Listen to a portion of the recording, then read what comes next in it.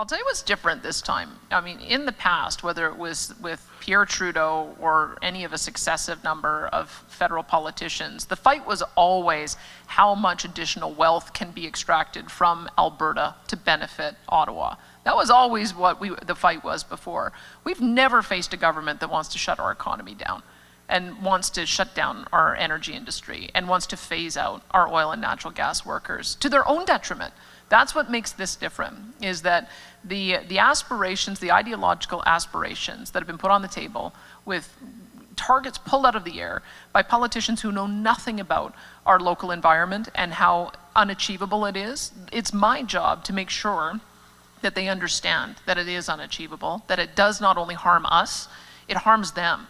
As I mentioned to the Prime Minister when I spoke with him, I said, when we do well, we actually generate a heck of a lot of federal revenue in corporate income taxes and personal income taxes.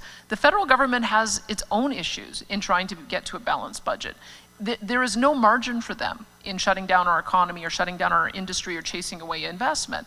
And so I'm pretty direct and clear on that. I had that direct conversation with the Prime Minister several times. I'm going to have that direct conversation with Ministers LeBlanc and Wilkinson today.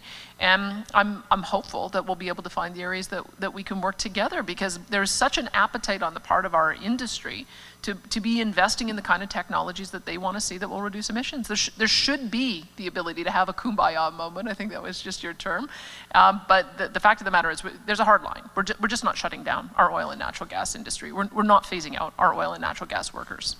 So, I've drawn the line in the sand. I put forward our emissions reduction and energy development plan for a reason, because I'm sending the message to Ottawa that we are going to chart our own pathway to meet our national commitment of being carbon neutral by 2050, and they've got to come into alignment with us. And I think the fact that Minister Wilkinson and Minister LeBlanc are flying out today to meet me is a good sign. I think that they're taking it seriously. And we'll see if we can come up with a working group about how we're going to achieve that. I'm very cautious though too, because I remember, along with everybody else, when the tinkling of the champagne glasses, thinking that when Peter Lougheed thought he'd had a deal with Pierre Trudeau, and it turned out to be something very, very different than he thought he was agreeing to, and then he spent the rest of his time fighting to make sure that we got our resources back. So I'm not going to be naive about it either. We're going to be industry-led on this. We're going to make sure that we're always in alignment with what industry says is achievable, what industry is investing in, and it is our job to be an advocate for ourselves and industry about how we're going to reach that target in a way that draws investment in rather than pushes it away.